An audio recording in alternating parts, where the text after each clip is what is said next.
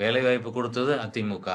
மாணவர்கள் செல்வங்களுக்கு என்னென்ன விஷயங்கள் செய்ய வேண்டுமோ அத்தனையும் செய்து குடுத்திருக்கிறது அதிமுக அரசு.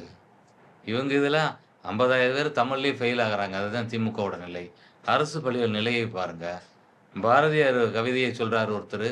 நம்ம இவர் பள்ளி கல்வித்துறை அமைச்சர் திருக்குறள திரும்ப சொல்லுன்றாரு. இதுதான் இன்றைய திமுக. அதனால மக்கள் மிக தெளிவா இருக்கணும். இப்ப மாசு ஹெல்த் மினிஸ்டர் பார்த்தீங்கன்னா, இந்த பறவை காய்ச்சல் சம்பந்தமாக அதிமுகலருந்து நாங்க எல்லாம் அ மக்களுக்கு விழிப்புணர்வு ஏற்படுத்த ஆரம்பிச்ச உடனே, முந்திக்கிட்டு என்ன செய்றாரு, ஹால்ஃப் பாயில் சாப்பிடாதீங்கன்றார். முட்டைய ஹால்ஃப் பாயிலா சாப்பிடாதீங்கன்றார். அது பேசும் பொருளாகி விமர்சனத்துக்கு உள்ளான உடனே, நான் சிக்கன ஹால்ஃப் பாயிலா சாப்பிடாதீங்க. முழுசும் சமைச்சு சாப்பிடுங்கன்னு சொல்லி சொன்னேன் அப்படின்னுவாங்க.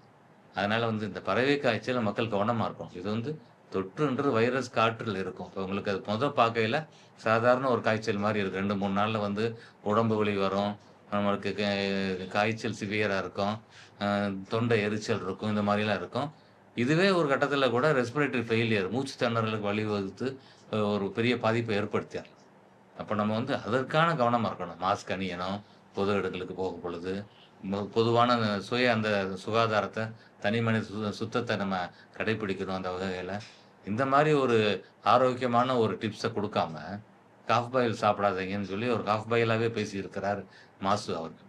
அதனால இந்த திமுக அரசு எதற்குமே உதவாது.